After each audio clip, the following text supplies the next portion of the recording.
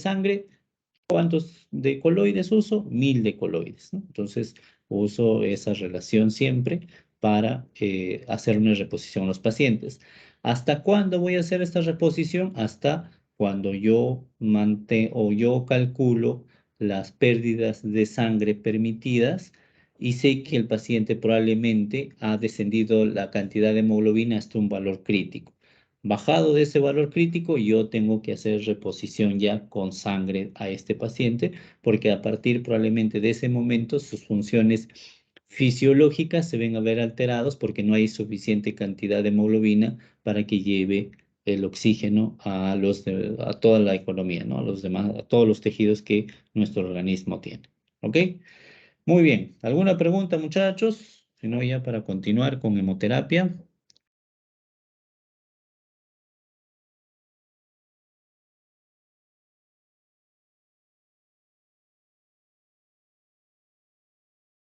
Bueno, me parece que no, entonces continuamos con hemoterapia. Me parece que están Valeria Nicole, me dijo Cornelio y Alcalde, ¿no? Sí, Empecemos, doctor. muchachos. Ahora comparto pantalla.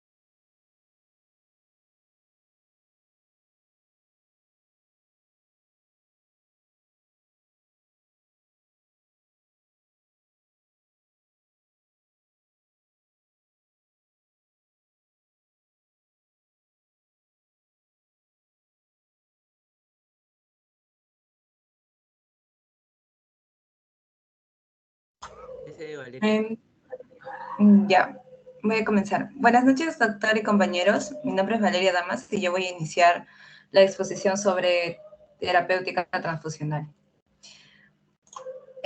Los avances en la medicina transfusional en las últimas décadas han permitido que la transfusión de hemocomponentes sea un procedimiento cada vez más seguro, especialmente en relación a los riesgos de transmisión de agentes infecciosos y de reacciones transfusionales adversas. Sin embargo, no hay que olvidar que en términos fisiopatológicos, cuando se transfunde a una persona, se lo está exponiendo a un trasplante de tejido halogénico o que no es parte de su organismo y por lo tanto puede tener reacciones adversas. Bueno, hoy en día comprendemos de una mejor forma que existen unos fenómenos inmunológicos que pueden afectar negativamente a los pacientes, ¿no? Por esto es ideal conocer los tipos de terapéutica transfusional y que no solamente existe la transfusión halógena o la transfusión heteróloga, sino también la transfusión autóloga, que es la que más se utiliza y la que se prefiere porque existe una menor incidencia de reacciones adversas, ¿no? En la siguiente diapositiva vamos a poder observar y vamos a mencionar una serie de definiciones y conceptos sobre la transfusión o la terapéutica transfusional.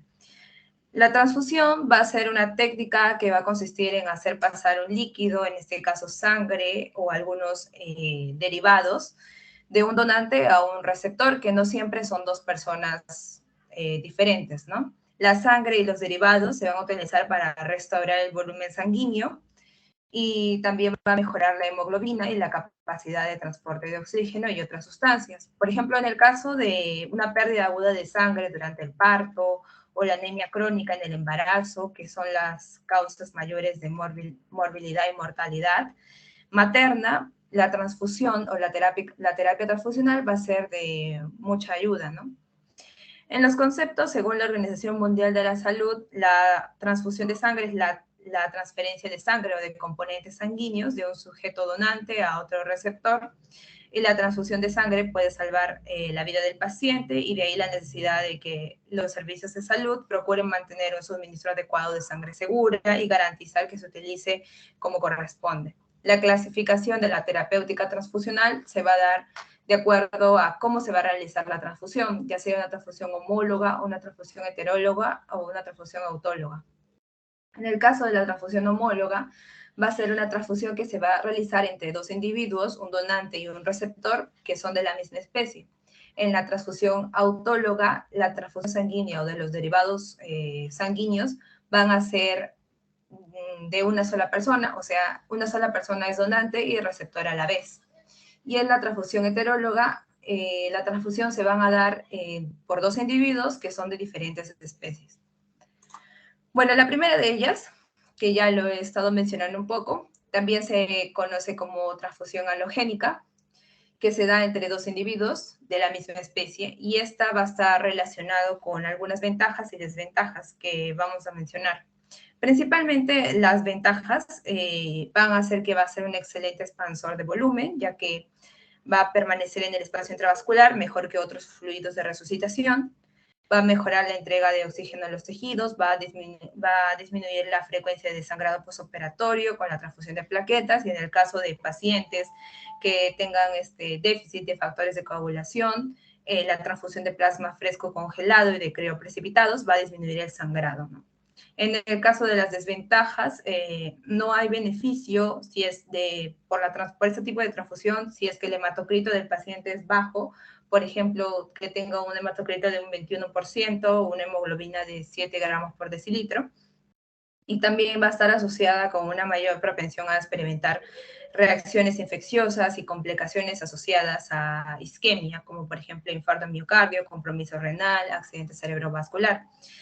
También hay que tener en cuenta que en diferentes estudios aleatorizados en los cuales se ha estudiado las reacciones o el comportamiento del paciente frente a quienes han recibido sangre autóloga, a otros que han recibido sangre halogénica, en la cual se ha demostrado que el riesgo de infección podría aumentar de 1.3 y 3.5 veces en el caso de la transfusión halogénica. Y estos están asociados con riesgos en la infección de herida quirúrgica postoperatoria y mayor estancia en la unidad de cuidados intensivos. En el caso de la transfusión heteróloga, que es otro tipo también de terapia transfusional, la transfusión heteróloga se va a dar entre dos individuos, pero que son de diferentes especies. Y este tipo de transfusión a lo largo de la historia ha estado presente. Esta idea de transfundir sangre de un animal a otro o de un animal al hombre es muy antigua, y cuando se difundió la doctrina de la circulación de la sangre, esta idea cobró mayor importancia. Esta transfusión de sangre o productos están indicados para mitigar la anemia, hipovolemia, hipoproteinemia, neutropenias, pero al ser de diferentes especies hay muchas más reacciones adversas y reacciones inmunológicas que en la actualidad ya no es recomendable utilizar, porque va a aumentar ese riesgo en los pacientes, específicamente en los pacientes que son sometidos a cirugía. Bueno, y finalmente tenemos a la transfusión autónoma o autóloga, que es una transfusión, o también llamado autotransfusión, en la cual se va a transfundir sangre de un paciente, sangre o derivados conservados al mismo paciente, ¿no? O el paciente va a recibir su propia sangre. Y este procedimiento va a reducir las complicaciones que ya hemos mencionado que se presentan en los otros tipos de transfusión. Y bueno, al reducir estas complicaciones, también va a disminuir el tiempo postoperatorio, va a ser favorable para el paciente, ya que va a recibir su propia sangre. Como reseña histórica de la autotransfusión o transfusión autóloga, vamos a tener que ese tipo de técnica se comenzó a realizar en 1818 en la especialidad de ginecología, en la cual se utilizó la autotransfusión en las hemorragias posparto. También se inició en la ginecología y después se comenzó a utilizar también en otro tipo de cirugías, como cirugía cardiovascular, urología, y en 1914 en Alemania se realiza la primera autotransfusión de una paciente embarazada con ruptura extrauterina. En 1930 se utilizó la donación autóloga como un método para disminuir las reacciones transfusionales, ya que ya para esta época habían pasado ya muchas décadas desde que se comenzó con la transfusión heteróloga y se comenzaron a dar cuenta que cuando se realizaba este procedimiento de transfusión autóloga había menos reacciones transfusionales a diferencia de las transfusiones heterólogas o las halogénicas.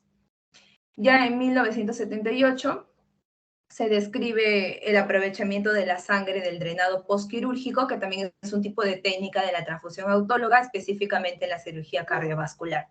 Y ya en 1990, específicamente en los Estados Unidos, cuando comenzaba a incrementar las epidemias de VIH, también comenzó a incrementar la incidencia de hepatitis y de enfermedades virales hemotransmisibles, la técnica de transfusión autóloga resultó ser muy efectiva para reducir todas estas complicaciones y la posibilidad de transmitir a pacientes sanos enfermedades como SIDA, como hepatitis, que se pueden transmitir a través de la sangre. En el caso de las indicaciones y los beneficios de la transfusión autóloga, la transfusión autóloga principalmente va a evitar la transmisión de los agentes infecciosos. También va a disminuir la demanda de sangre homóloga o halogénica y va a aumentar las reservas de este tipo de sangre que, como ya lo hemos mencionado, tienen mayores beneficios que la sangre homóloga. Además, también va a evitar aloinmunizaciones por componentes homólogos a antígenos eritrocitarios, leucoplaquetarios, a proteínas plasmáticas. Va a disminuir las reacciones transfusionales, sobre todo las de origen inmunológico. Y también este tipo de técnica nos va a ayudar a disponer más cantidad de sangre de pacientes con grupos sanguíneos raros o pacientes que ya previamente han sido sensibilizados o con una historia previa de reacciones transfusionales. También es importante recordar que este tipo de donación o de transfusión autóloga no está libre de riesgos, aunque sea propio del paciente, ¿no? Porque puede contaminarse, puede exponerse a la contaminación bacteriana, también puede tener algunas reacciones alérgicas y febriles, y dependiendo de la técnica, porque hay varias técnicas en transfusión autóloga, va a existir contraindicaciones específicas para cada modalidad. Las modalidades que vamos a mencionar en esta exposición van a ser 4, que son el depósito prequirúrgico, la hemodilución normovolémica aguda, la recuperación intraoperatoria y la recuperación postoperatoria. La primera de ellas, que es el depósito prequirúrgico. En el caso del depósito prequirúrgico, o también llamada transfusión autóloga diferida o depósito prequirúrgico y donación predepósito, es un procedimiento que va a consistir en extraer sangre de un paciente días o semanas antes de su procedimiento quirúrgico. Este procedimiento puede ser que generalmente es programado o electivo, ¿no? Ya que se va a necesitar con anticipación recolectar la sangre. Esta sangre va a ser procesada y almacenada en el banco de sangre y después va a ser reinfundida al paciente luego, durante o después de la cirugía, ¿no? Mediante la modalidad de autotransfusión. Esta modalidad es la más empleada y la técnica que se va a utilizar va a ser extraer una unidad de sangre cada semana o en casos especiales una unidad cada 4 días. Y la última unidad extraída debe ser por lo menos 78 horas antes de la intervención quirúrgica. En el caso de pacientes que pesen igual o más de 50 kilogramos, se va a retirar una unidad, que son 430 mililitros, y si es que el paciente pesa menos de 50 kilogramos, se va a retirar de 7 a 8 mililitros por kilo de peso corporal, que aproximadamente sería menos de 400 mililitros. Y bueno, cuando el paciente se somete a este tipo de técnica de transfusión autóloga por depósito prequirúrgico, se tiene que tomar medidas de suplemento. Por ejemplo, un paciente con una hemoglobina mayor o igual a 10 gramos por decilitro tiene que recibir una semana antes hierro elemental aproximadamente 160 miligramos por decilitro. Y pacientes con hemoglobina menor a 10 va a ser necesario administrar 200 miligramos de hierro sacarelado. La técnica de depósito prequirúrgico va a tener indicaciones, condiciones y contraindicaciones, también beneficios y ventajas, ¿no? Esta técnica, las condiciones que el paciente tiene que tener para someterse a este tipo de técnica, va a ser que el paciente debe tener por lo menos una hemoglobina mayor a 11 gramos por decilitro o un hematocrito mayor a 33. Y este resultado tiene que ser de un hemograma con una antigüedad menor de 7 días. Para este tipo de procedimiento no hay una edad límite, incluso los menores de 18 años pueden realizarlo con el respectivo consentimiento informado de sus padres o apoderado, y también previa a una evaluación médica. También se puede realizar hasta los 70 años en los pacientes de tercera edad, ¿no? El peso del paciente idealmente tiene que estar en 50 kilogramos, y si el peso es menor de 50 y el procedimiento es necesario, se va a tener que modificar la cantidad de volumen que se va a extraer y ya no sería una unidad, como ya lo hemos mencionado anteriormente. También el paciente tiene que tener venas periféricas adecuadas y obviamente ausencia de infecciones. Los beneficios y ventajas de esta técnica van a ser que, aparte de los beneficios de la transfusión autóloga, esta técnica va a producir un estímulo temprano de eritropoiesis medular. Por eso también es importante intercalar los días que se van a, contar esos días o los días que se van a sacar la unidad de sangre, para que se dé un tiempo prudencial de recuperar los glóbulos rojos, ¿no? De estimular la eritropoiesis. Las indicaciones para esta técnica va a ser, está indicada para la mayoría de cirugías, como la cirugía cardiotorácica, la cirugía ortopédica, urológica, pediátrica, y en caso también de cirugías selectivas, en un paciente en las cuales se sugiera que durante la cirugía va a perder una cantidad considerable de sangre. Las limitaciones, en este caso las contraindicaciones para ser sometido a este procedimiento va a ser un paciente de que ya haya tenido infecciones bacterianas agudas o presente fiebre, debido a que pacientes con infecciones activas pueden estar bacteriémicos, y al retirar y almacenar la sangre, las bacterias pueden proliferar y producir reacciones fatales, ¿no? También en caso de pacientes que tengan cardiopatías isquémicas graves, como estenosis aórtica, angina inestable, enfermedad coronaria, con compromiso del tronco de la coronaria izquierda, van a estar contraindicados para realizar este procedimiento. En caso de que el paciente haya sufrido un infarto al miocardio o un accidente cerebrovascular en los últimos 6 meses previos, patologías hematológicas en las cuales comprometan la regeneración eritrocitaria, o, por ejemplo, en la enfermedad de las células falciformes, ya no sería tan indicado ese tipo de transfusión, sino que se consideraría la transfusión halogénica. En el caso de antecedentes de pérdida de conciencia, por ejemplo, este procedimiento está contraindicado en pacientes con epilepsia o con antecedentes de reacciones vasovagales graves. También, como lo hemos mencionado en las condiciones, pacientes con hemoglobina menor a 11 está contraindicado. Y la edad, aunque no es una contraindicación en sí, pacientes menores de 7 años y con un peso menor a 30 kilogramos puede ser riesgoso, ¿no? Por lo tanto, se necesita el consentimiento de los padres. Ahora vamos a pasar a la otra técnica de transfusión autóloga, que es la hemodilución normovolémica aguda.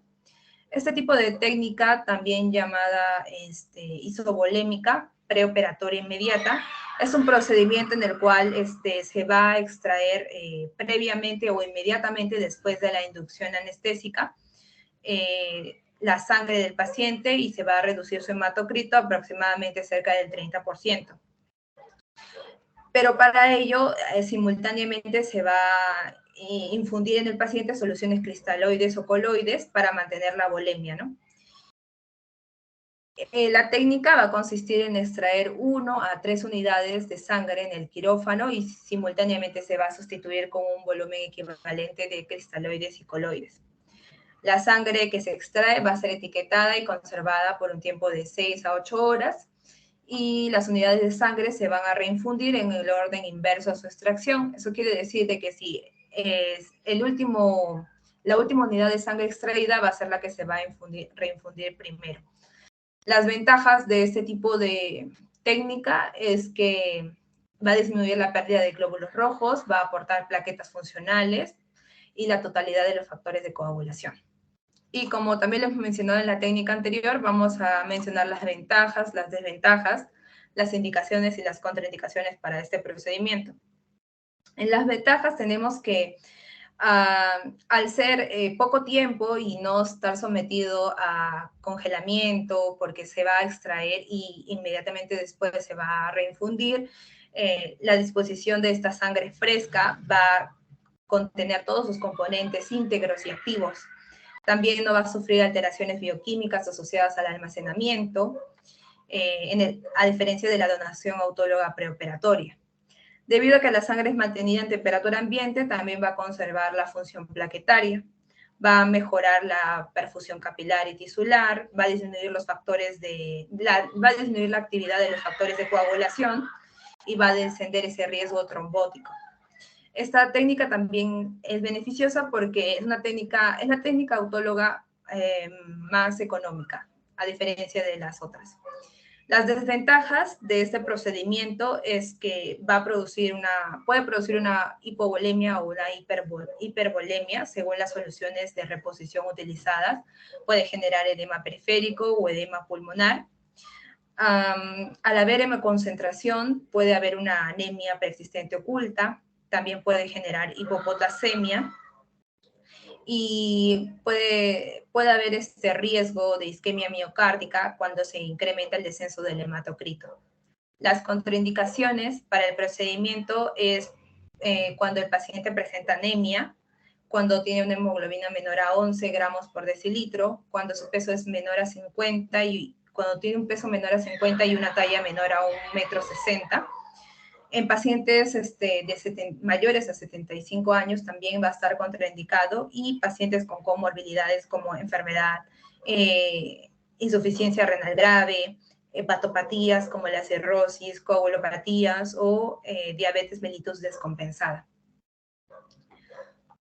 La siguiente técnica de autotransfusión o de transfusión autóloga es la recuperación intraoperatoria, que va a ser también similar a la última técnica que voy a explicar, que es la recuperación posoperatoria.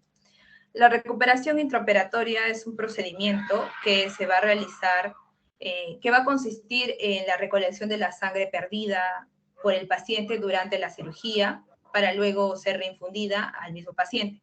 Esta técnica fue descrita por primera vez en 1986 y fue utilizada en un procedimiento quirúrgico de resección de hígado en pediatría. Los beneficios de esta técnica es que puede utilizarse en casos de urgencias y emergencias, se va a obtener la sangre rápidamente, es útil como alternativa de transfusión y también puede complementar a la sangre homóloga en el caso de pacientes que son sometidos a cirugías con sangrado abundante. Y en caso de las indicaciones, también va a estar indicada en la mayor parte de cirugías, por ejemplo, cirugía cardíaca, vascular, traumatológica y ortopédica, en cirugía de hígado, en urgencias médicas, en las cuales se prevé que el sangrado va a ser mayor al 20% de la volemia. Y también en una herida limpia en la que se puede aspirar sin producir excesiva hemólisis, ¿no? El riesgo de que va a tener este procedimiento o los principales inconvenientes que se van a tener van a ser la trombocitopenia, debido al circuito de circulación extracorpórea que va a activar y va a secuestrar las plaquetas y al lavado también. También en la pérdida de proteínas por el lavado celular, la hemólisis. También puede tener contaminación bacteriana porque pueden haber algunas heridas infectadas o contaminación fecal, contaminación con secreciones como por ejemplo orina, líquido amniótico, células malignas, soluciones irrigantes. Y también este es un procedimiento con un costo más elevado y necesita de operadores entrenados, ¿no? Hay riesgos como es el embolismo aéreo, que en la actualidad ya se ha disminuido porque ya la máquina de autotransfusores pueden atrapar las burbujas y hay sensores automáticos, ¿no? Pero también es una posibilidad. También los riesgos son la anemia por la recolección de glóbulos rojos que es traumática y puede haber hemólisis masiva, coagulopatías, activación de los complementos y también existen otros riesgos como que la sangre pueda contener componentes como fragmentos óseos, agentes tópicos, líquidos corporales, que aunque a veces se sometan a un buen lavado, no es posible eliminar dichos componentes, ¿no? La técnica que se va a utilizar en este procedimiento va a ser casi igual a la de la recuperación postoperatoria, en el cual la sangre que se ha perdido mediante las heridas o las cavidades corporales se va a aspirar por un sistema, se va a obtener por un sistema de aspiración y filtros, por un dispositivo que se llama Cell Saver, que es un recuperador de células, o también llamado autotransfusor, y se va a mezclar con una solución anticoagulante para ser almacenada temporalmente. Luego va a ser lavada y va a ser separado en el paquete globular y finalmente va a reinfundirse en el paciente. La sangre tiene que ser almacenada solo hasta 6 horas en temperatura ambiente y ya a partir de las 6 horas tiene que estar conservada en la refrigeración aproximadamente 24 horas, con una temperatura de 1 a 6 grados, ¿no? En el caso de la siguiente técnica de autotransfusión es la recuperación posoperatoria. Y esta, a diferencia de la anterior, va a ser, se va a recolectar la sangre perdida también por la herida quirúrgica, pero en el posoperatorio, ya no durante la cirugía. Aproximadamente en el posoperatorio de 24 a 48 horas. Y esta sangre se va a reinfundir al paciente. Y está indicado principalmente en cirugías en las cuales sangrado quirúrgico no solamente se va a limitar al preoperatorio, sino también al posoperatorio. Y específicamente en cirugías cardíacas y ortopédicas, ¿no?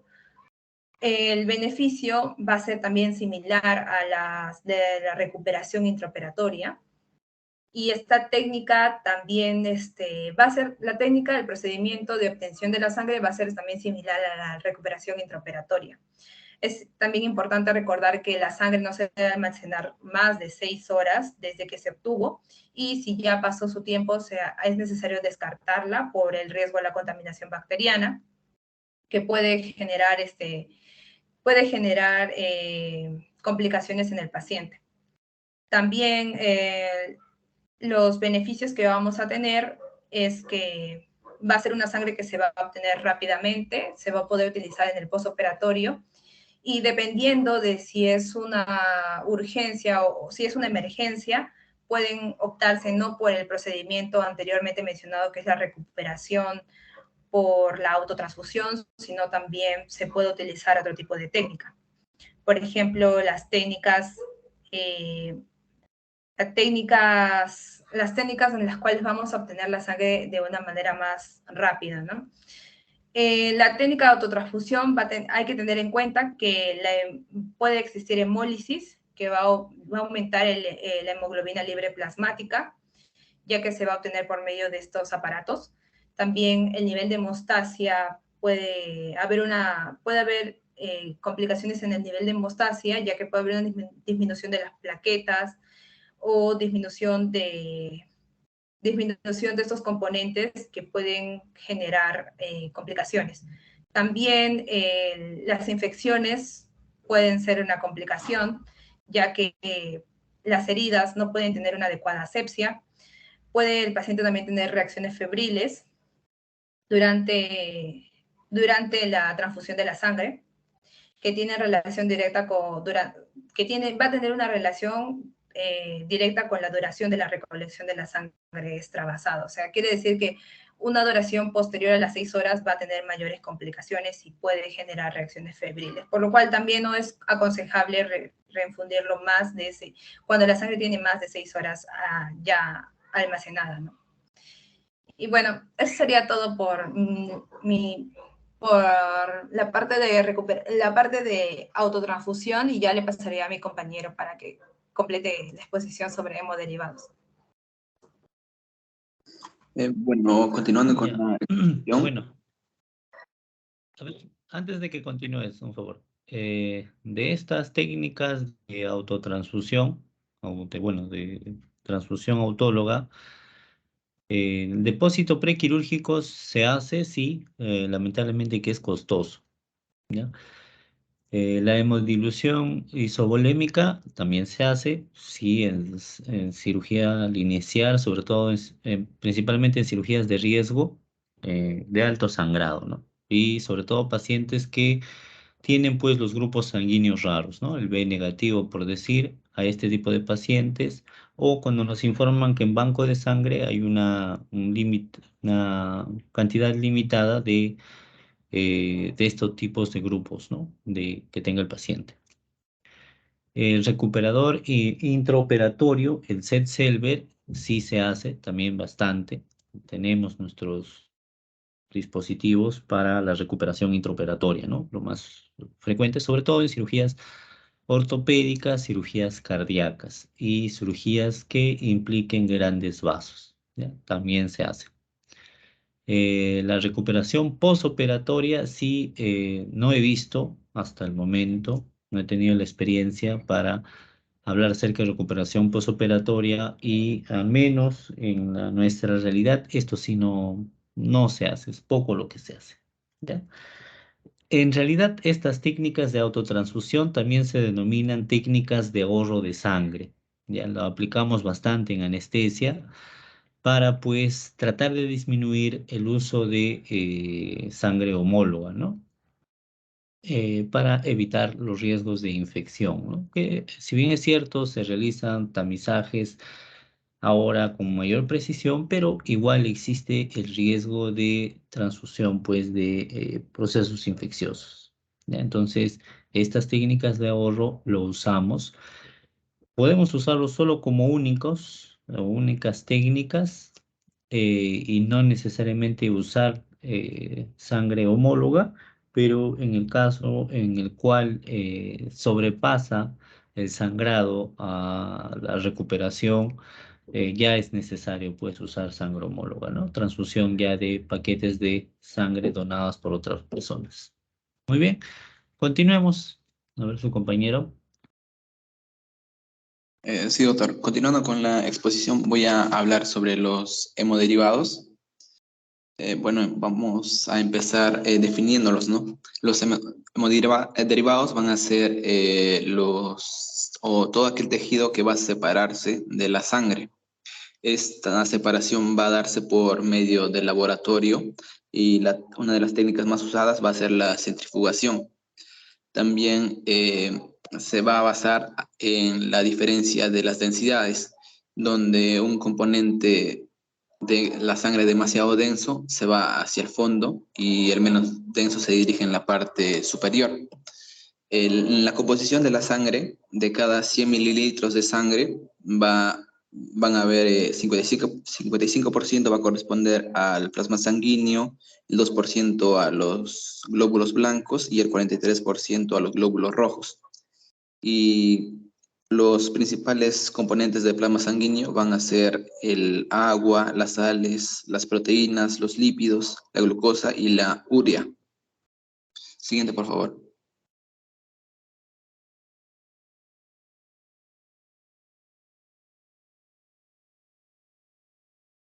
Con respecto a los objetivos, van a ser mantener o restaurar un volumen adecuado de la sangre, y con esto van a combatir el shock hipovolémico, también restaurar la capacidad de transporte del oxígeno y en algunas ocasiones reponer los componentes específicos, ya sea las proteínas plasmáticas o los elementos formes como los glóbulos rojos, las plaquetas o los leucocitos.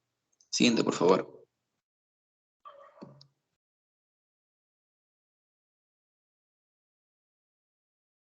En cuanto a la administración, va a depender de 3 factores. El primero va a ser la volemia, el segundo el estado cardíaco y por último el componente hemodinámico. Un ejemplo, por ejemplo, en la pérdida gestacional recurrente, la administración de la sangre va a ser por alrededor de 4 horas.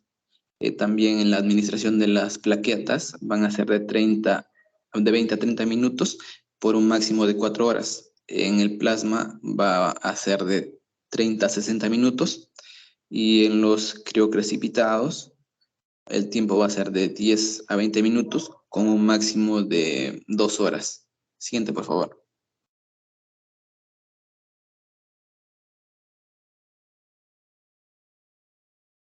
Bueno, con respecto a los conceptos, tenemos que diferenciar en lo que son los hemocomponentes de los hemoderivados.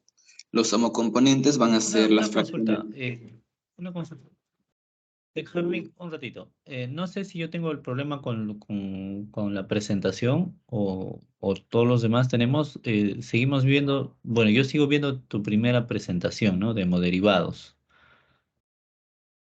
donde pones la diferenciación. No sé si los demás de la, Sí se puede de ver, la está clase corriendo tienen el las mismo. diapositivas, doctor. Sí, Está corriendo las diapositivas, ya. Entonces el problema es mío. Ya, ok. Continúa, doctor. Sí, continúa. Bueno, los hemocomponentes van a ser las fracciones celulares o acelulares que van a ser separadas de la sangre por los métodos físicos. Por ejemplo, tenemos a la gravedad, la centrifugación, los criocrecipitados o la hemaféresis. En cambio, los hemoderivados van a ser componentes más que nada farmacológicos que se van a obtener a través de procesos de purificación. Dentro de ellos, los más importantes van a ser la albumina, las globulinas y los factores de coagulación. Siguiente, por favor.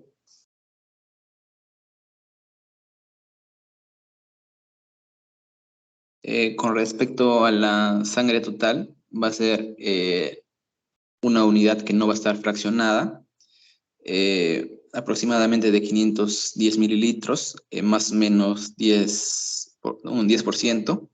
Y va a contener 450 centímetros cúbicos de sangre y van a añadirse lo que es el 63 centímetros cúbicos de anticoagulantes, ya sea el citrato de sodio, el fosfato, la dextrosa o la adenina.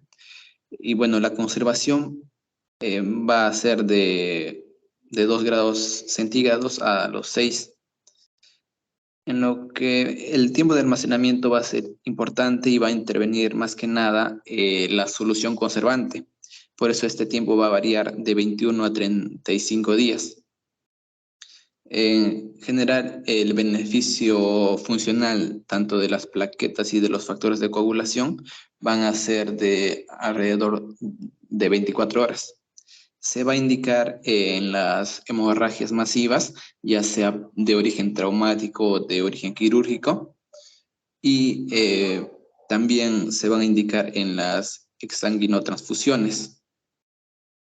Los riesgos, más que nada, van a estar asociados a la hepatitis o SIDA, a las reacciones alérgicas y a las administraciones tardías. Estas administraciones tardías van a darse debido a que el análisis de las pruebas cruzadas van a ser muy tardíos estos análisis. Siguiente, por favor.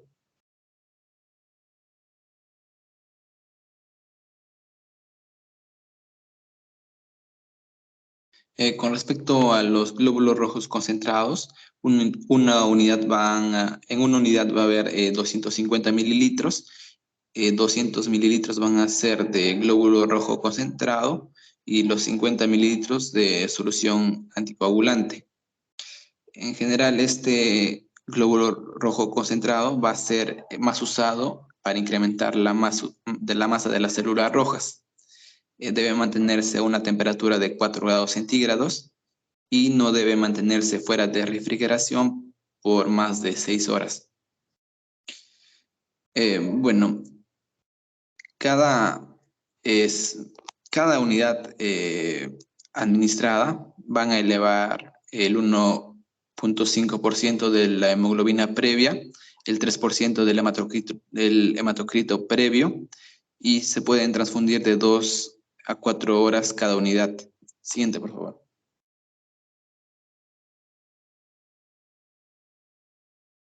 Ahí debe ser 1.5 gramos por decilitro, porque si es 1.5, el paciente tiene 8, lo subiría a 12, ¿no? Sí, doctor, me he equivocado ahí. 1.5. Ya.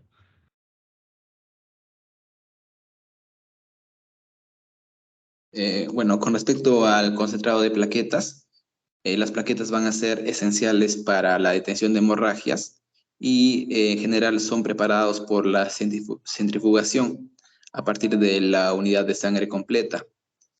El volumen va a variar de 30 a 50 centímetros cúbicos y van a contener de 5.000 a 10.000 plaquetas. En la conservación va a ser de 20 a 24 grados centígrados y van a estar en agitación continua. El tiempo de administración va a ser de 30 a 60 minutos y las indicaciones varían según la cifra de plaquetas y según la situación clínica del paciente, ya que si el paciente presenta menos de 10.000 unidades, o sea que está en una trombocitopenia, se puede administrar. También cuando presenta menos de 20.000 unidades y con distintos factores de riesgo también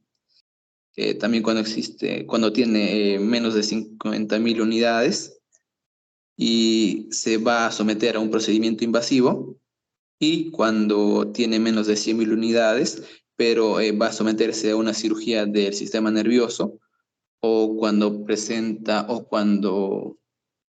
se requiere hacer uso de un globo ocular concentrado de plaquetas. Siguiente, por favor.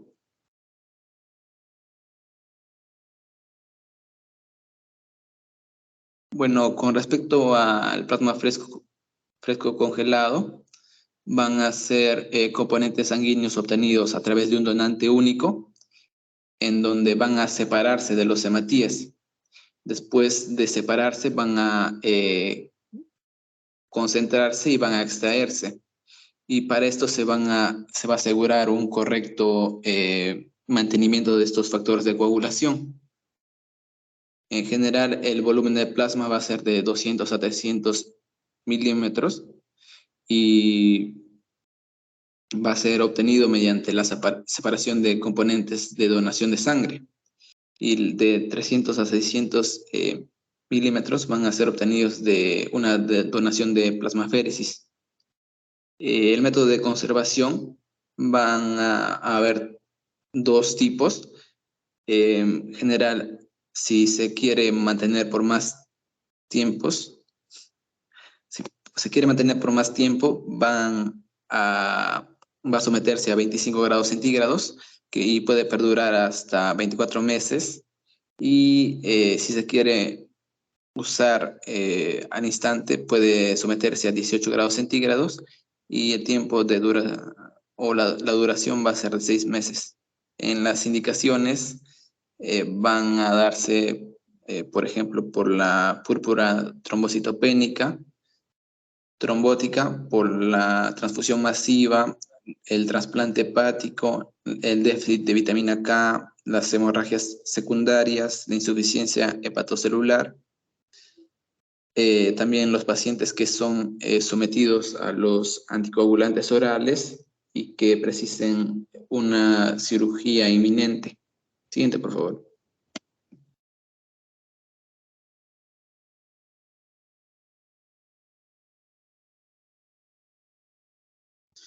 El criocrecipitado va a ser un concentrado de proteínas plasmáticas que van a tener alto peso molecular y van a precipitarse con el frío.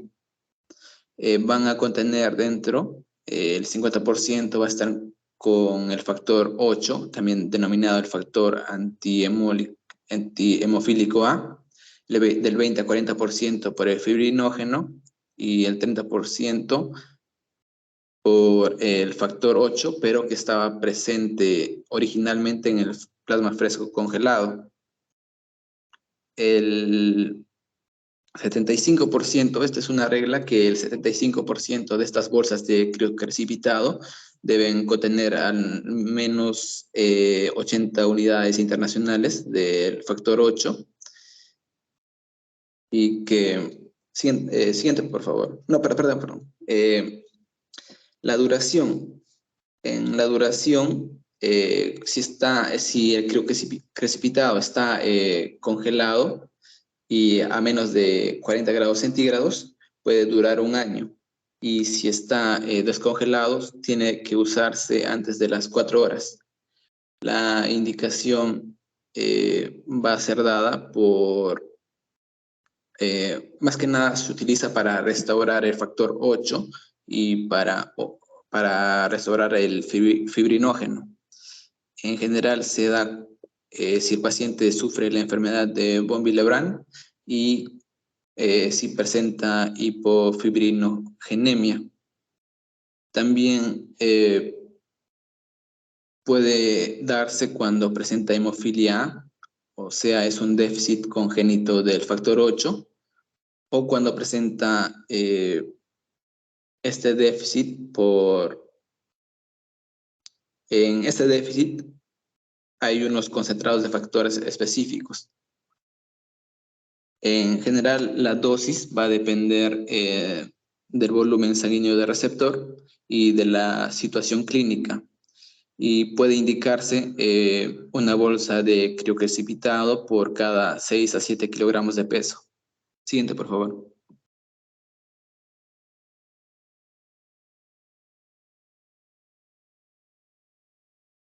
El concentrado de Matías va a obtenerse luego de haber retirado 200 a 250 mililitros de plasma tras haber sido centrifugado. Y más que nada su indicación va a ser por las anemias crónicas sintomáticas que no van a ser corregibles con otro medio terapéutico. Y también cuando existe pérdida moderada de sangre asociado a otros derivados. Bueno, siguiente, por favor. En el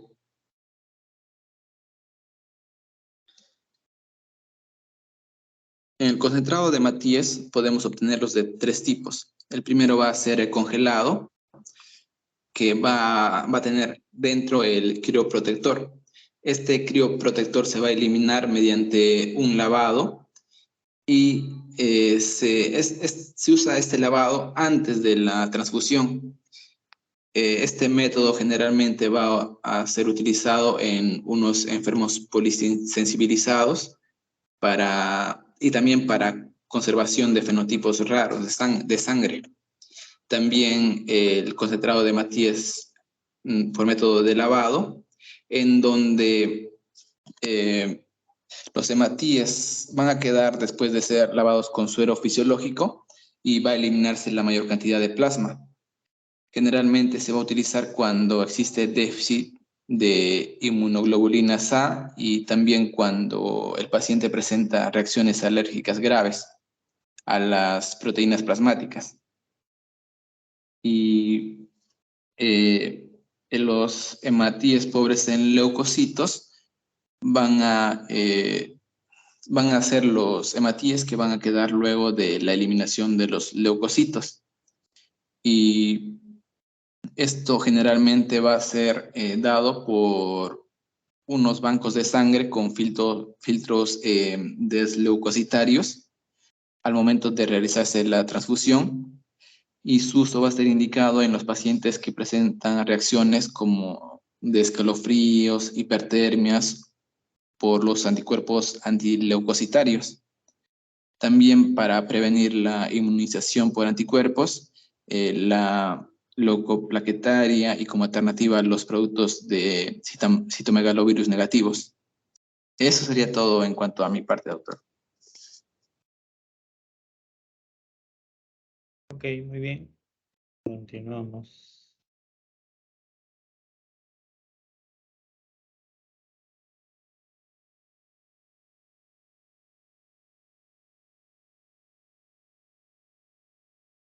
Muy buenas noches, profesor. Buenas noches, compañeros. Mi nombre es Atal Valentina Gonzalo. Y a continuación, con lo que sigue, vamos a ver aspectos muy importantes. ¿Cómo cuáles? Vamos a ver la transmisión de infecciones por transfusión. Además, vamos a ver un servicio de hemodinámica y también de ahorro hemático.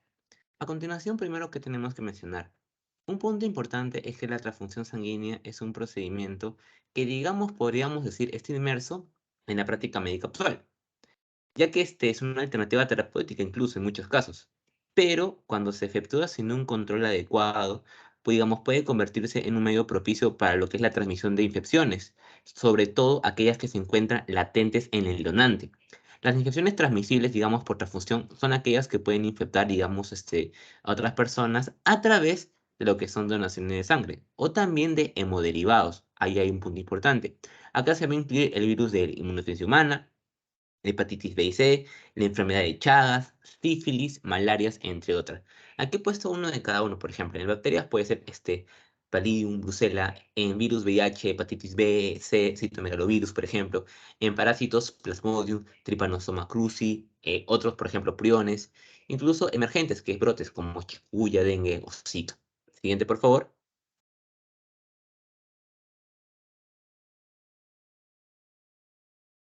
Primero, antes de explicar este cuadrito, hay que mencionar que una de las enfermedades virales transmitidas por transfusión sanguínea y una de las más frecuentes es la hepatitis B, cual puede ser positiva o, digamos, o negativa a los antígenos de superficie. Un dato curioso que encontré, estaba leyendo los artículos, muy rara vez la hepatitis A es adquirida por este medio, más que todo debido a la ausencia de una infección crónica que sirva como portador. Además, la presencia de síntomas evidentemente que descartarían durante la donación. Digamos, por su parte, digamos, las transfusiones, más que todo responsables de estas, es el 30-40%. Perdón, 34% de hepatitis C. El problema fundamental de la salud pública es eso en realidad.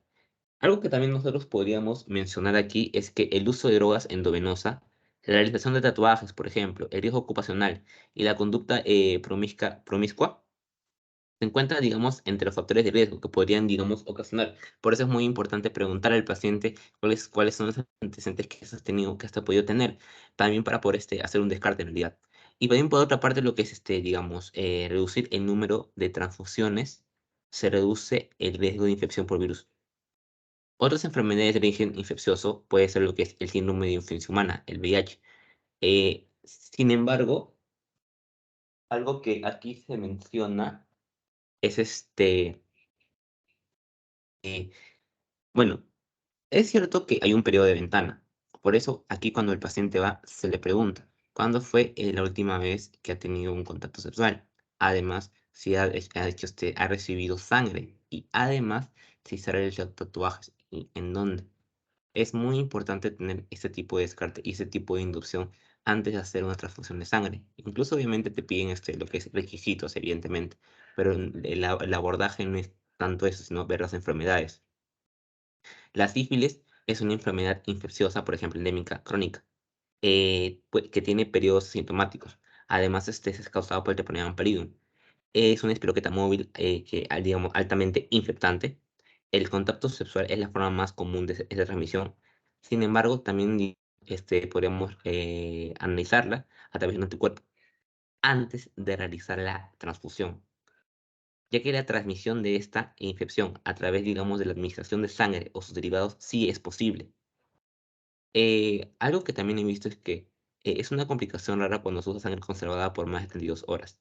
Eso es raro. ¿Por qué? Bueno, se ha demostrado que el Treponema pallidum no sobrevive a la temperatura refrigerada por más allá de ese tiempo. Por eso es un poco importante tenerlo en cuenta. Además, hay un peligro de transmisión si existe cuando la transfusión de sangre es reciente, o sea, cuando no está digamos, refrigerada.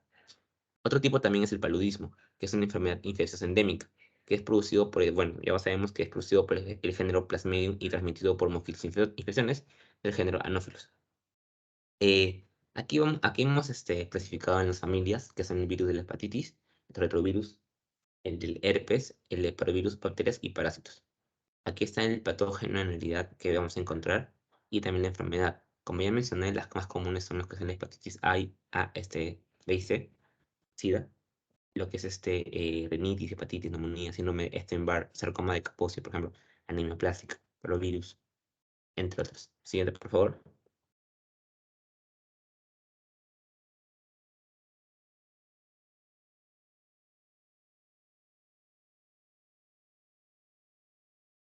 Ah, justamente, algo que nosotros tenemos que tener en cuenta al momento de hacer el trasplante, ¿cuál es? Es la ventana diagnóstica. Acá se puede mencionar lo que es la ventana osteológica, que es el periodo inmediato después de ocurrir la infección, en el cual el paciente está infectado, pero no presenta la sintomatología y la misma no puede ser detectada po- por las pruebas de laboratorio que obviamente son comúnmente utilizadas. ¿Por qué? Ya que todas las pruebas empleadas, digamos, en el tamizaje serológico presentan limitaciones de sensibilidad y especificidad. Eh, bueno, se dice que esta ventana serológica tiene un periodo no determinado, pues depende de la respuesta, digamos, inmunológica que tenga cada organismo. Y también, no se puede tener cierto por ciento de seguridad en las transfusiones sanguíneas con respecto a lo que es las infecciones infecciosas. Hay un lapso entre un riesgo que el donante puede infectar si es que no se hace un tamizaje adecuado y un descarte adecuado, y también un análisis completo de lo que es el paciente, el donante, y el tipo de sangre y de dónde viene, que es importante. Siguiente.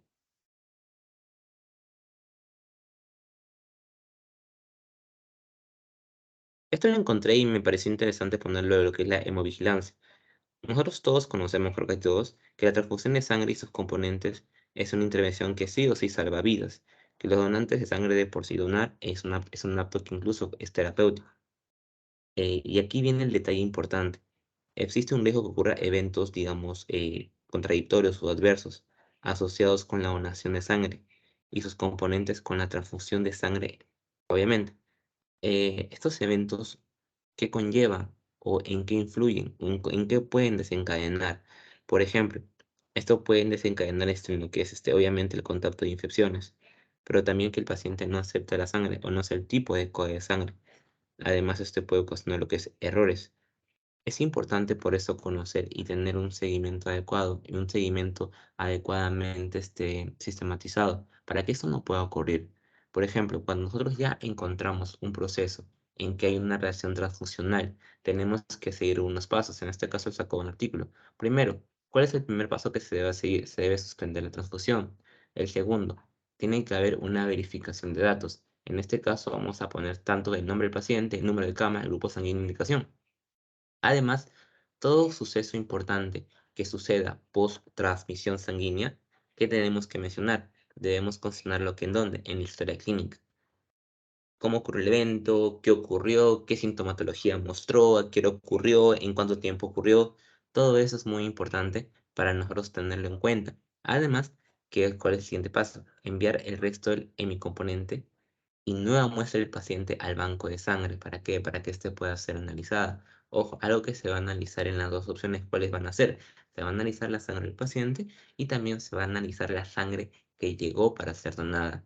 Es muy importante tener un análisis completo, el cual nos va a dar, digamos, un mejor abarque y para conocer mucho más de lo que es el caso. Siguiente, por favor. ¿Cuál es el proceso que sigue a continuación? Primero, se va a revisar solicitud y documentos, más que todo de bolsa de mi componente y los datos del donador. Inicialmente, ¿de quién se tomaban los datos? Se tomaban los datos del paciente y ahora se va a tomar los datos y el registro del donador. Además, se va a hacer repetir el grupo sanguíneo, más que todo en la muestra de concentrado eritrocitario, la prueba cruzada, todo ello. Acá vamos a hacer no repetir grupos en muestra del paciente y vamos a ver de nuevo que al finalizar nuevamente la prueba de compatibilidad sanguínea. Y posteriormente, tanto analizado los resultados, tanto se analizó la sangre del paciente pre, post, también la sangre del donador, evidente, y se van a reportar los resultados. Es clave importante resaltar que cada acción que suceda debe estar adecuadamente, digamos, detallada en lo que es la historia clínica. Siguiente, por favor.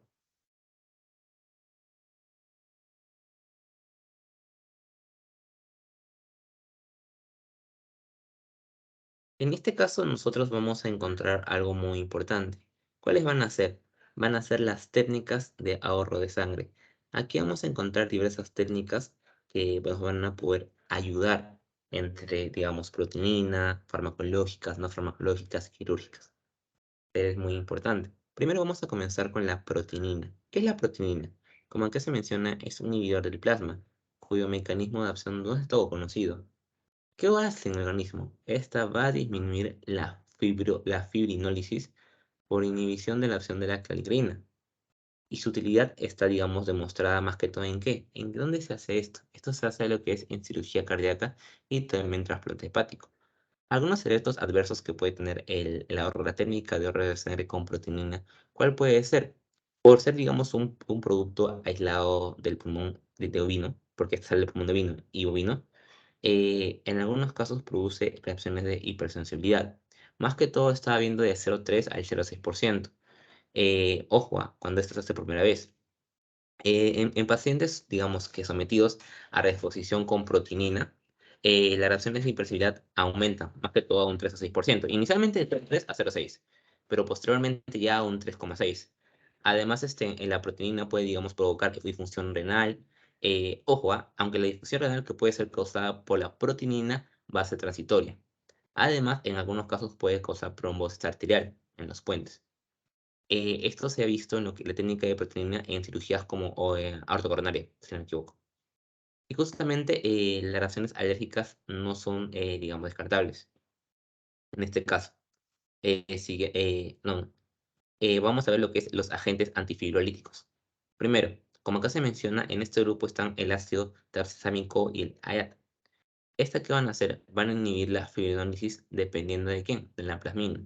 Tiene un uso clínico en metorragia, hemorragia digestiva y también el tracto urinario. Es muy importante conocer en qué casos se utiliza ello. Y también hemorragia de las mucosas, trombocitopenia, cirugía cardíaca y también trasplante hepático. Algo que también nosotros podemos mencionar, ¿cuál? Puede tener efectos adversos, sí. Los efectos adversos que usan lo que son los agentes antifibrinolíticos como terapia de ahorro van a ser los casos fatales. Más que todo descritos, bueno, es poco común en realidad. Además puede causar trombosis o también mionecrosis, en el caso cuando se usa el IAT. Y por último vamos a ver lo que es la desmopresina. Desmopresina, ¿cuál es el funcionamiento que tiene? Que aumenta el factor 7, el factor de von Willebrand, el factor activador del plasminógeno y justamente la desagregación plaquetaria. Bueno, de estas tiene bondades, pero digamos no ha demostrado disminuir el uso de sangre en la cirugía. Es un punto importante. Además, la desmopresina puede causar algunos efectos adversos. Más que todo, el más común es el flushing facial, cefalea, por ejemplo, también puede causar hipotensión, en algunos casos trombosis, hiponatremia y también lo que es convulsiones. Además, vamos a encontrar lo que es una implicancia clínica, que digamos todavía no se ha demostrado, no hay una suficiente evidencia de que digamos esta medida disminuye efectivamente, como ya lo mencioné. Siguiente. A ver, de acá, de estas 3 o 4 fármacos que se hace mención, muchachos, la proteinina y no se usa, el ácido epsilon aminocaproico tampoco se usa, la desmopresina sí se usa, pero en nuestra realidad no hay, y lo que sí tenemos es el ácido tranexámico. ¿Ya? Esto sí tenemos, lo usamos frecuentemente, dosis 10 a 15 miligramos por kilo, y es ampliamente usado el ácido tranexámico. ¿Ya? Continuamos. Siguiente, por favor.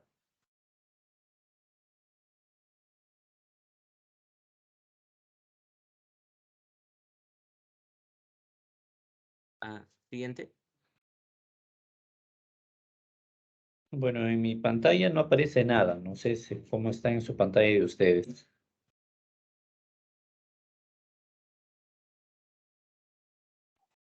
Sí se ve en la diapositiva, doctor. Voy a buscar nuevamente otra área de internet. Continúa nomás, Gino.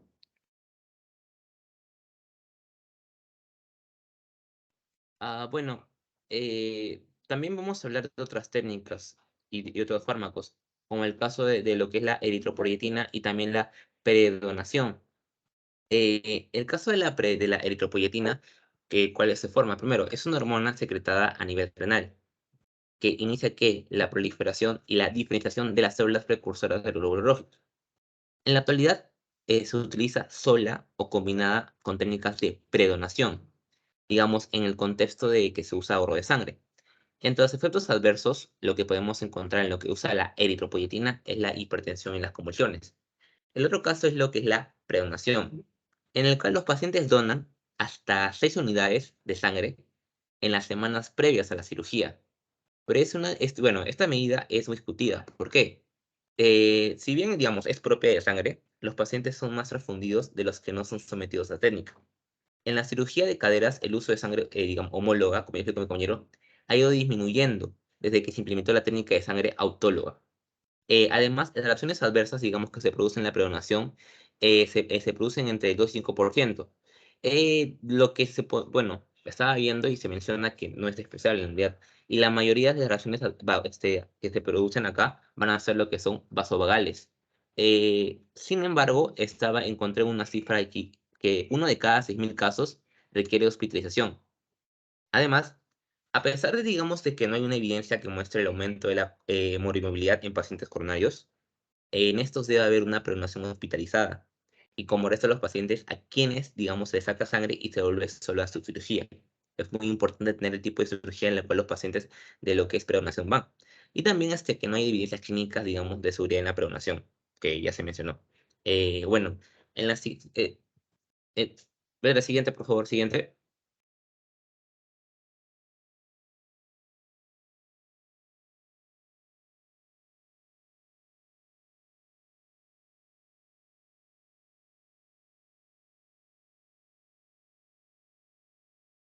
Ah, bueno, este, a ver.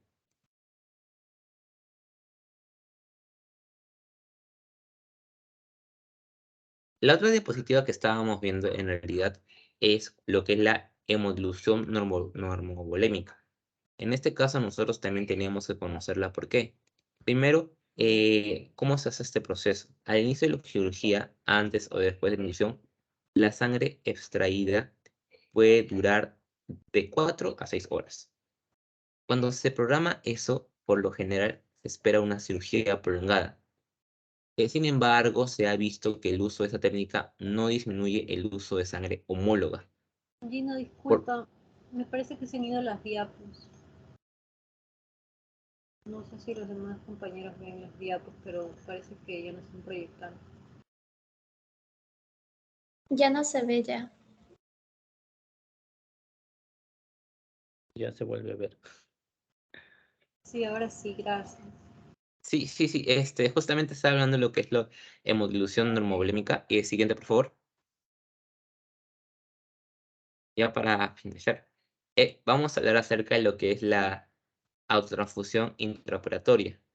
Esto se hace mediante un aparato que va a permitir, permitir recuperar la sangre desde el campo quirúrgico. Y acá lo curioso y lo más interesante es que se va a poder reutilizarla, tanto entre el intra y el postoperatorio. Algo que también tiene, bueno, no, podríamos decir que eso, sin embargo, que no se demostró que disminuye el número de transfusiones. Este aparato toma sangre del campo quirúrgico y lo lleva a un reservorio. Cuando se cumple determinado nivel se puede cargar un cono, el cual se va a centrifugar. Se lava la sangre separando los glóbulos rojos de todas las impurezas. Luego, digamos, entra el material aspirado, se elimina el sobrenadante y se va a producir una bolsa de glóbulos rojos. Algunos efectos adversos que puede tener lo que es la autotransfusión intraoperatoria, se ha mencionado que puede producir embolia aérea y también trastornos de coagulación. En pacientes sépticos y también oncológicos no es recomendable, ya que al aspirar la sangre contaminada se podían refundir bacterias y también la neoplasma se puede diseminar. Por eso no se recomienda hacerlo en pacientes oncológicos. Aunque en la actualidad son seguros en lo referente a la embolia aérea. O sea, se ha logrado superar esa valla. El beneficio mayor de este aparato se daría en cirugías limpias y con grandes pérdidas sanguíneas. Probablemente en las que es cirugía periférica y también cirugía de la aorta. Siguiente y la última diapositiva. Lo que es la última es la hipotensión controlada. ¿Es útil en qué tipo? En cirugías traumatológicas, donde en general se recomienda que la presión arterial media sea de 55 a 60, aunque digamos no hay evidencias de que su uso disminuye el uso de sangre homóloga. Algo que se reconoce es que permite el mayor comodidad en algunas cirugías, como la columna, por ejemplo, y sus inconvenientes son, digamos, que aumenta la hemodilución, ya que tiende a aumentar la presión con coloides y cristaloides. Algo que también se menciona es que tiene riesgo de isquemia miocárdica, de oliguria y también de insuficiencia renal aguda en el postoperatorio. Por lo que es, digamos, importante la selección adecuada de los pacientes y conocer cuál es el caso y cuál es la epidemiología completa. Además, como conclusión, podríamos mencionar que hay que utilizar las medidas necesarias para disminuir el uso de sangre homóloga. Todas las técnicas de ahorro de sangre deben adaptarse a lo que es las características del enfermo y también el tipo de cirugía y también la realidad del hospitalaria, que es muy importante para tener éxitos con respecto a las técnicas de ahorro de sangre. Siguiente. Eso sería todo, doctor. Bueno, ya de la parte de las técnicas de ahorro ya se había hablado previamente en los tipos de transfusión autóloga, ¿no?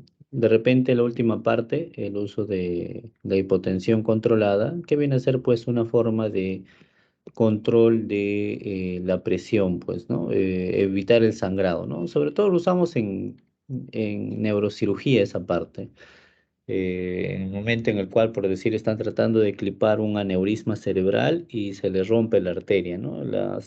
El sangrado a nivel cerebral de una arteria cerebral, pues como un caño abierto, ¿no? Entonces, en ese momento el cirujano se le tapa el campo quirúrgico y no puede clipar, pues, ¿no? El agujero por donde está sangrando. Entonces, en ese momento lo que nosotros hacemos es brevemente una hipotensión controlada, bajamos la presión y en ese momento, mientras se está aspirando, el cirujano localiza el punto de sangrado, coloca un clip y pues se puede continuar con la cirugía, ¿no? Es el mecanismo con que usamos la hipotensión controlada. Ahora, esta hipotensión controlada pues no es perpetua, ¿no? No, durante toda la cirugía vamos a tener al paciente hipotenso, ¿no? Es solamente por segundos hasta por minutos, ¿no? Luego de pasado o clipado la arteria, la cual causante del sangrado, inmediatamente tenemos que mejorar nuevamente la presión de este paciente, ¿no? Y rápidamente volver a valores normales, ¿no? Presiones arteriales medias mayores de 70, 75, 80, para evitar pues que exista hipoperfusión tisular. Muy bien, preguntas para los expositores. Sí, una pregunta, doctor. ¿Se me escucha? Sí, sí, sí, te escucha. Hablaron sobre los hemocomponentes, los hemoderivados, ¿no? Y ¿en qué contexto se pueden usar, ¿no? Pero mi duda es sobre hay una definición de transfusión masiva, ¿no? Que es cuando se transfunde más de volumen sanguíneo en 24 horas, ¿no? En ese caso, ¿cuándo se usa esa transfusión masiva y cuáles serían las complicaciones también? Tengo esta duda. ¿Para cuándo se usaría eso? Claro. Los expositores.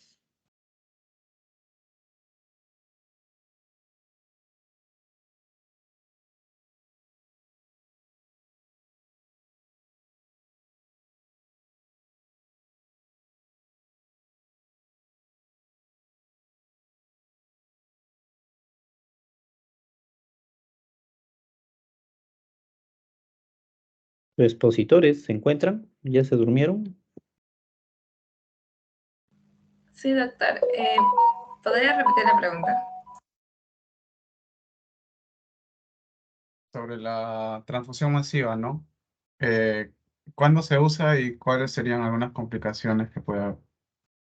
Las indicaciones.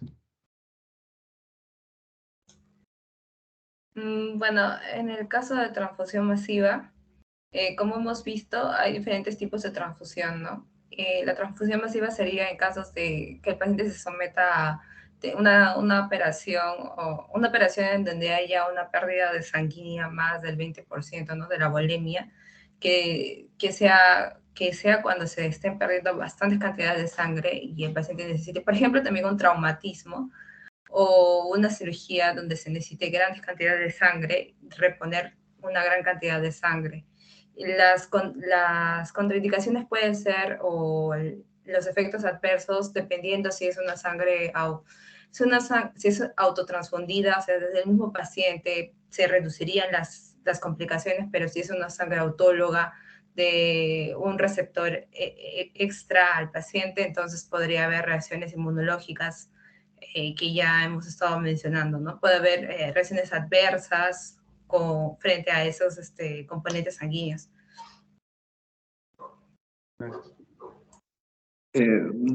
Complementando lo que dijo mi compañera, también con las complicaciones viene la triada letal, en donde puede haber acidosis, hipotermia y también las coagulopatías. Ujú. Bueno, más que una técnica, pues, ¿no? De la transfusión masiva es una situación, ¿no?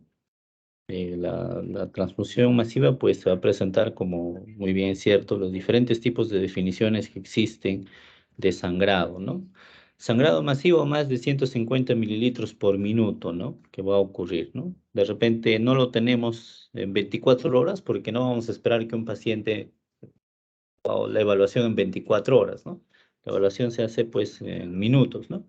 Sobre todo pues esto ocurre en el acto intraoperatorio o en situaciones pues de emergencia, ¿no? En las áreas de trauma shock. Paciente, por decir que llega por un accidente de tránsito y pues tiene una perforación de una arteria, una vena importante y está que pierde sangre, pues, ¿no?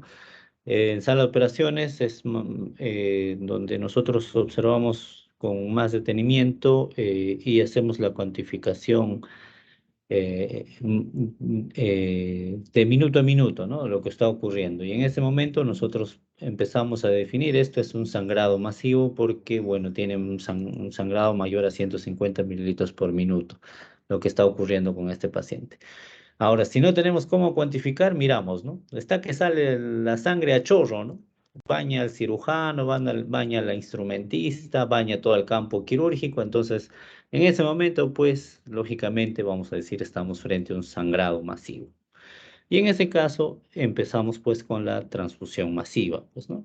Y iniciamos y la transfusión masiva, pues, implica el uso de todos los hemocomponentes, pues, ¿no?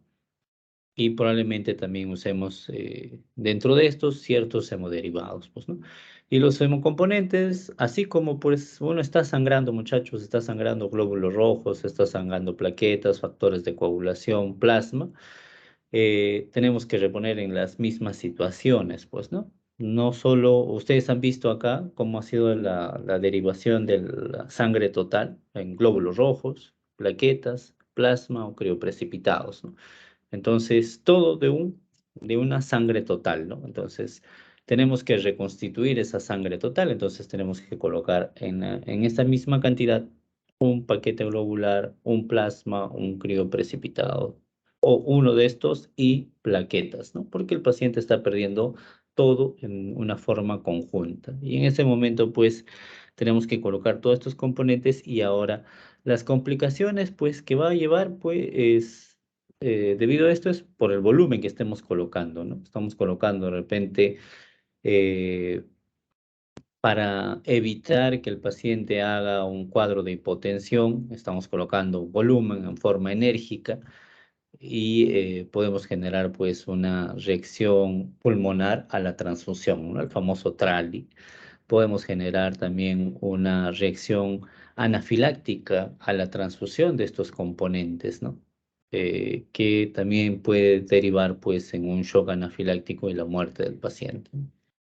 Vendrían a ser, digamos, las complicaciones principales que podría llevar a una hemotransfusión masiva, pues, ¿no? Una transfusión masiva.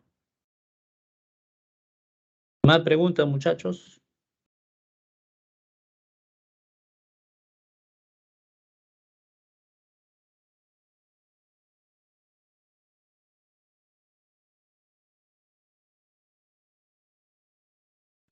Preguntas, Doctor, dudas, inquietudes, sí. buenas noches. Yo tengo una pregunta. Sí, En, vamos. ¿En qué casos no se utilizaría el autotransfusor en la transfusión autóloga por recuperación intraoperatoria? Ujú. Bueno, en el caso de la transfusión autóloga la recuperación intraoperatoria, que es un tipo de autotransfusión, como mencioné, se utilizaba estos dispositivos de autotransfusores, ¿no? Que eran los Cell Saver, pero hay casos en los cuales no se usa, se utilizan sistemas simples, recuperadores. Por ejemplo, en el caso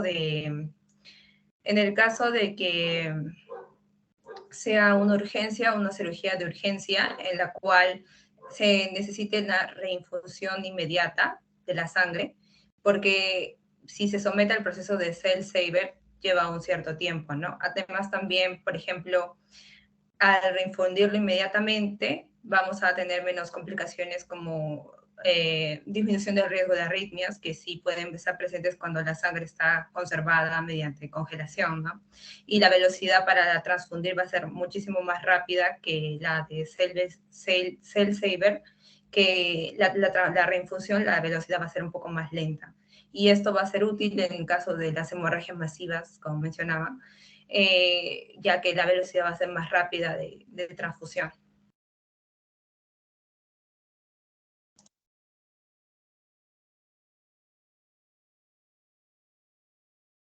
¿Alguien más? Doctor, tengo una duda. Con respecto a la enfermedad del factor de von Willebrand, ¿qué otro componente podríamos utilizar? Porque el compañero creo que mencionaron el crio, el crio, el, cri- el crio, Creo precipitado. perdón. Sí, perdón, el crio precipitado. Entonces, ¿qué otro término podría, diré, qué otro examen, otro hemocomponente se podría utilizar? Ya, mientras van pensando la respuesta a los chicos del grupo, bueno, para la autotransfusión, cuando usamos el Setzelber, la principal contraindicación son cirugías oncológicas. ¿Ya? No podemos usar esto en pacientes con cirugías oncológicas, tampoco en cirugías sépticas, ¿no? Pacientes que tengan un cuadro séptico o apertura de vísceras abdominales, ¿no? Ya está contaminado ahí la recuperación sanguínea. Entonces, no vamos a hacer en este tipo de cirugías. Cirugías de emergencia, como hizo también bien su compañera, porque probablemente el cuadro implique un cuadro séptico, ¿no? Entonces, no se hace la recuperación ahí. Y ahora sí, bueno, la pregunta es, ¿qué otro hemocomponente o hemoderivado usamos cuando vamos a manejar al paciente con von Willebrand, pues, ¿no? Bueno, doctor, el criocrecipitado va a ser el más apropiado, pero se podría usar lo que es el plasma fresco congelado solamente como un método de reposición temporal, doctor. Ujú. Sí, bueno, sí, pues, ¿no? El precipitado es más barato, pues, ¿no? Y tiene gran cantidad de factor 8 y también el factor de von Willebrand. En el mercado tenemos otra sustancia que viene a ser el Octaplex, ¿ya? En el Octaplex y nos van a dar todos los factores de coagulación. También podríamos usar en el caso de pacientes con la enfermedad de von Willebrand, pues, ¿no? Muchos de estos pacientes ingresan a sala. Es más frecuente esta patología en mujeres, ¿ya? Dentro de la evaluación de hematología que hacen, pues, previamente para que ingresen a sala, se ponen en un acápite el uso de Octaplex, pues, ¿no? Que es un concentrado de factores de coagulación. Lógicamente que esto es caro, ¿no? O sea, el crío precipitado, póngale el precio, pues será por todo el procedimiento que se ha realizado, póngale 50, o póngale 100 soles, ¿no? El Octaplex cuesta pues 1.000, 1.500 soles, ¿no? Entonces, precio, crío precipitado vamos a usar con mayor frecuencia.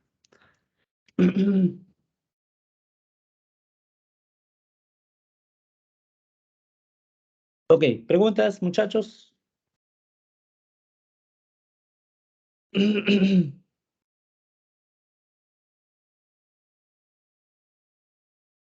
¿Alguna pregunta, alguna duda?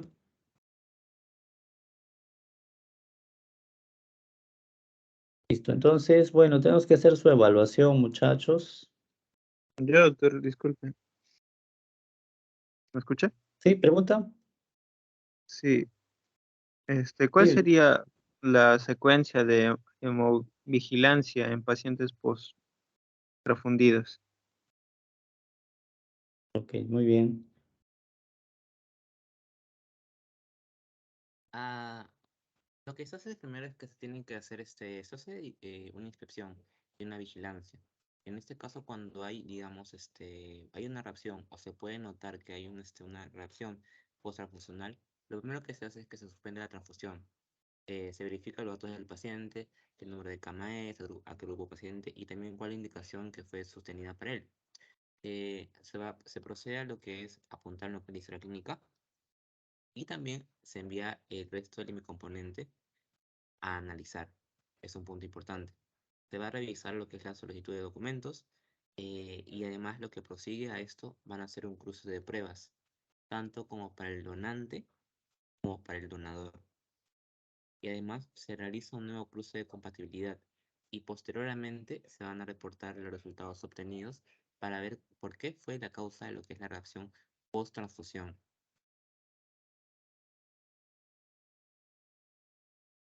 Sí, importante esta parte, ¿no? De la vigilancia, sobre todo para evitar los riesgos de colocar hemocomponentes que no corresponden al paciente, ¿ya? Muchas veces se ha observado por descuido, mala cadena en llevar el producto a que se haya transfundido grupos de otros pacientes, ¿no? Y se han generado las reacciones, pues, que ya se han mencionado, ¿no? TRALI, reacciones anafilácticas, ¿no? Fallas renales, que puedan producir, pues, estos hemocomponentes cuando no se ha tenido la precaución de compatibilizar, ¿no? Con el paciente, es el paciente, es el grupo, es el paquete, es el tiempo adecuado para la colocación adecuada en el paciente, ¿sí? Sí, hay que tener mucho cuidado con eso. Y en la actualidad, por decir, la seguridad social, se tiene un documento de vigilancia de hemocomponentes, ¿no? Que cuando uno va a realizar la transfusión, tiene que completar un checklist, ¿no? De que se compra el nombre del paciente, el grupo del paciente, el hemocomponente, el tiempo, para que si existiera alguna complicación, se hace la revisión de este checklist de hemotransfusión y ver dónde ha sido la falla, pues, ¿no?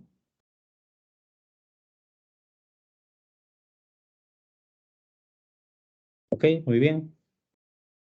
Más preguntas, muchachos.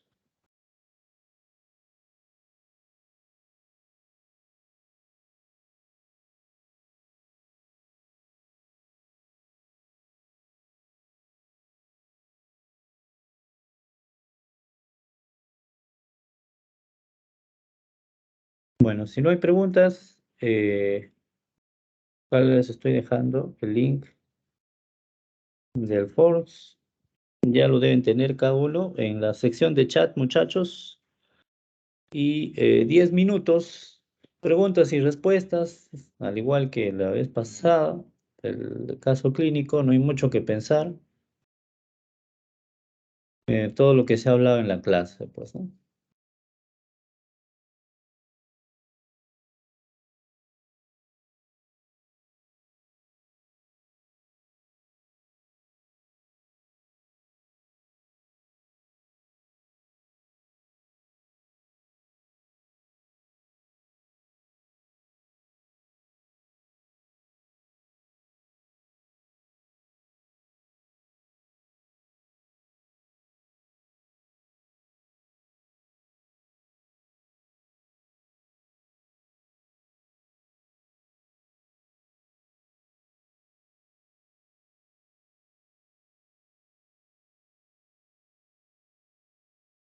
Entonces, el test está acabando 11:08, muchachos. Ya, 11:08 está acabando el test, por favor.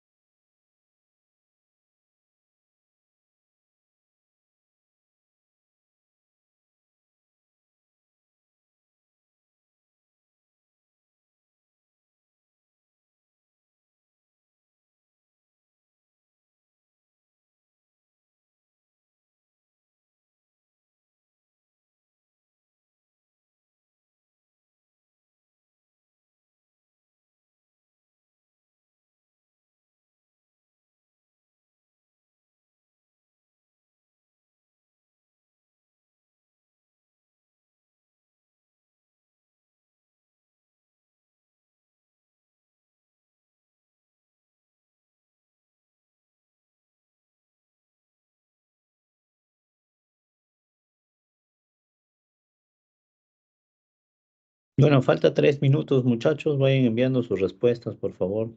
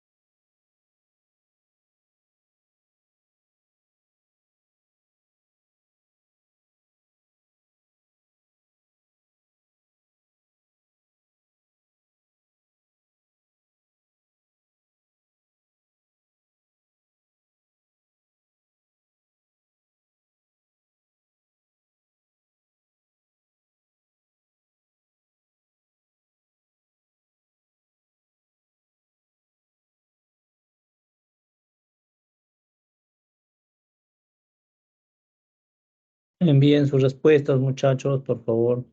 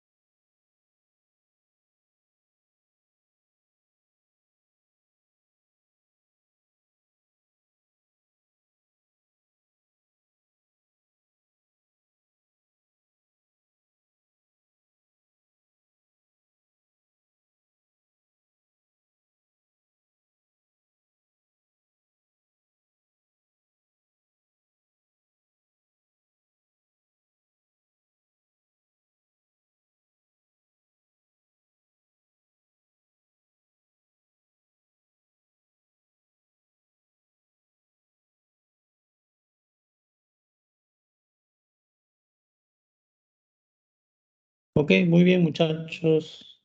Eso es todo conmigo. Ya siempre como les manifiesto a todos los chicos que hemos llevado clase, siempre pueden tener comunicación conmigo. Tenemos el chat del Teams que funciona como WhatsApp. Cualquier duda, inquietud me pueden hacer llegar al chat. Siempre estamos para absolver sus preguntas. Eso sería todo conmigo, con las clases, caso clínico y seminarios. Nos vemos ya probablemente en las sedes, en los hospitales, cuando ya estén de internos, residentes o ya como asistentes también. Ok, muy bien muchachos, cuídense. Muchas gracias, doctor. Muchas gracias, Hasta luego, doctor. doctor. Gracias, doctor. Buenas noches, doctor. Ok.